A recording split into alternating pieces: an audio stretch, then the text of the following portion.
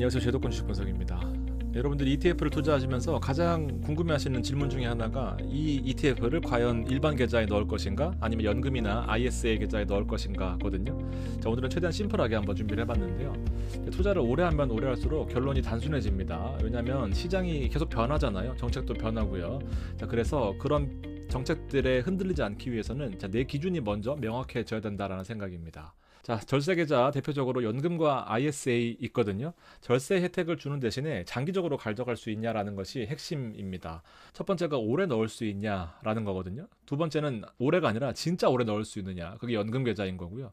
중간에 쓸 수도 있냐라는 것이 이제 체크리스트 중에 세 가지 대표적인 예시가 될 텐데, 그게 아니다라면 일반 계좌에 넣으셔야 됩니다. 첫 번째, 아시다시피 국내 주식에 직접 투자하는 것에 대해서 매매 차익은 비과세거든요. 그 외에는 전부 다 배당소득세로 과세된다라고 생각하시면 됩니다. 배당은요, 분배금이라고 표현을 하거든요. 분배금에 대해서는 비과세가 아니라 15.4% 배당소득세로 과세됩니다.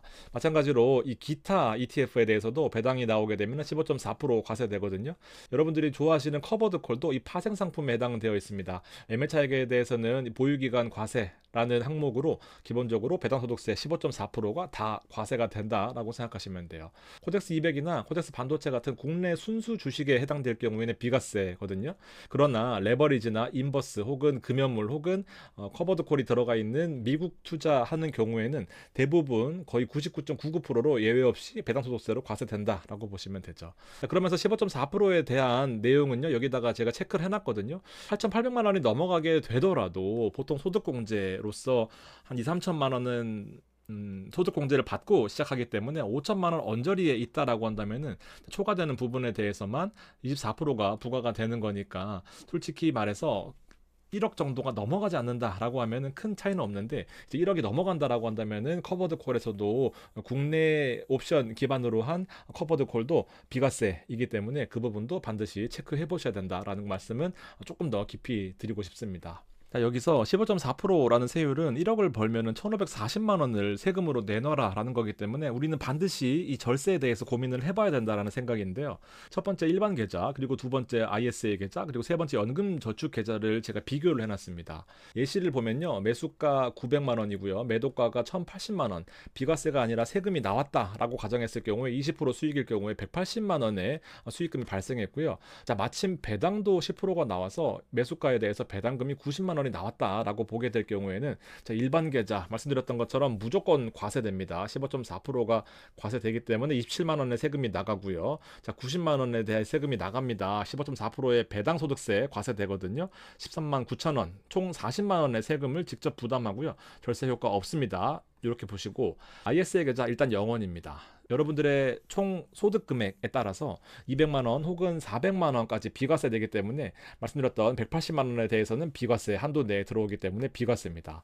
그리고 배당을 받았을 경우에는 한도 내에서는 마찬가지로 매매 차익과 함께 합산돼서 비과세 되거든요. 다만 200만 원 혹은 400만 원 이 비과세 한도가 초과되게 되면은 저율 분리과세 됩니다. 9.9%에다가 배당 받은 거 90만 원 곱하게 되면 약 9만 원 정도 과세됩니다. 생각보다 절세 효과가 큰데요. 한도 내에서 비과세 혜택이 적용된다라고 한다면 이마저도 없어진다라는 것이 최대의 골자입니다. 최대 공제는요, 400만 원의 비과세, 그리고 5.5%, 기본적으로 15.4% 대비해서 9.9% 세율이 부과되기 때문에, 자, 무조건 ISA는 투자를 하셔야 된다라는 건데요. 3년 만기니까 3년 만기에 대해서도 투자를 못하겠다라고 하시면 애초에 시작도 하시면 안 된다 라는 거죠. 마지막으로 연금 계좌인데요. 자, 비과세라고 표시해놨지만 과세 이연이긴 합니다. 55세 이후에 3.3%에서 5.5% 연금 소득세로 과세하겠다라는 내용이기 때문에 일단 복리 효과가 극대화됩니다. 모든 세금에 대해서 기본적으로 미국에서 들어오는 직접 주식에 대한 배당금 제외하고는,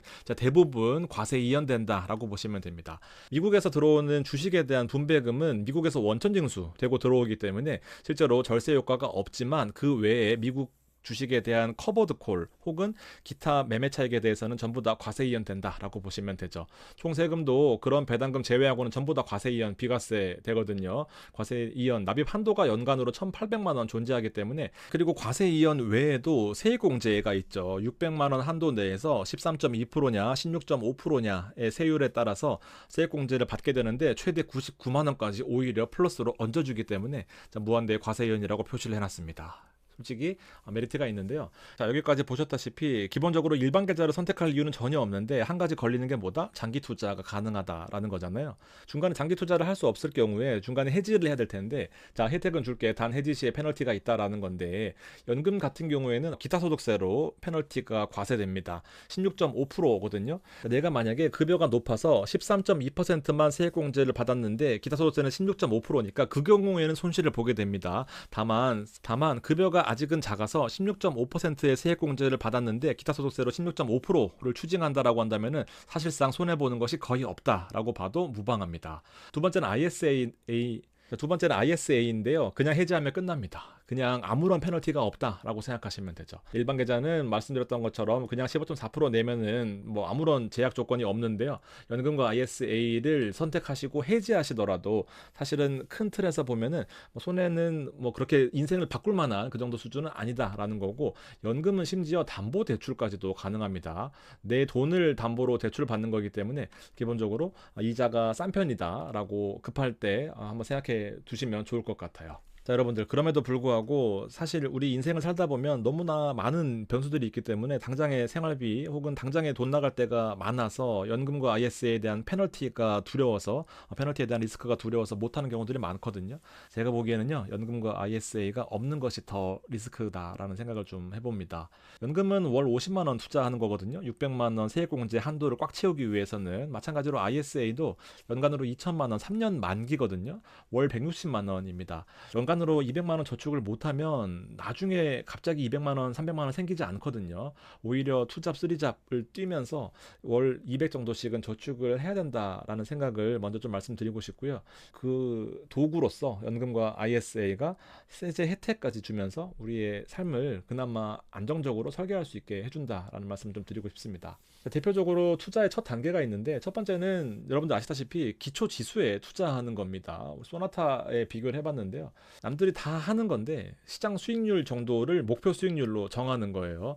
코스피 그동안 힘들었지만 급등하는 모습 보이고 있고요. 꾸준하게 오르는 스파이 혹은 나스닥 같은 기초 지수를 기본적으로 연금과 ISA에 먼저 담아 가시는 것을 추천을 드리고요. 너무나 복잡하게 생각하지 마시고 처음에는 이렇게 하시다가, 그리고 ETF를 너무 어렵게 생각하시다가 시작을 못하는 경우들이 많거든요.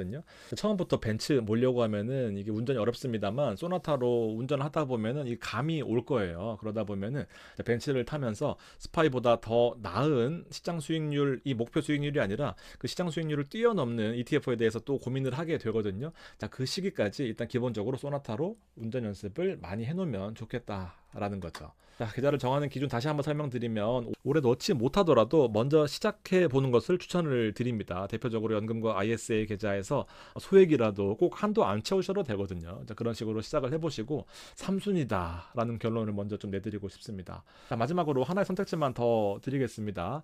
자, 스파이 그리고 이 맥스라는 ETF 점차적으로 나아갈 텐데요. 자, 여기 보시면 골드가 더 많이 올라온 것을 볼 수 있습니다. 기본적으로 처음 시작하시더라도 스파이만 투자하시는 것보다 이 골드를 같이 섞는 것이 좋거든요. 자, 그 결과로 키움 미국 S&P 500과 골드를 같이 한꺼번에 투자하는 ETF의 컨셉이 있습니다. 스파이 S&P 500에 90% 들어가고요. 나머지 10%의 비중은 골드를 같이 섞어가는 컨셉이거든요. 시장이 충격을 받고 좀 흔들릴 때 안전자산의 역할을 하는 금, 그 외에도 기본적으로 금은 꾸준히 상승하는 역할을 하고 있기 때문에 여러분들이 처음 시작하시더라도 키움 미국 S&P 500을 연금과 ISA에서 기초적으로 소나타처럼 타고 다니시면은 분명히 좋은 성과 있으실 겁니다. 도움이 되셨길 바라고요. 여기까지 하겠습니다. 고맙습니다.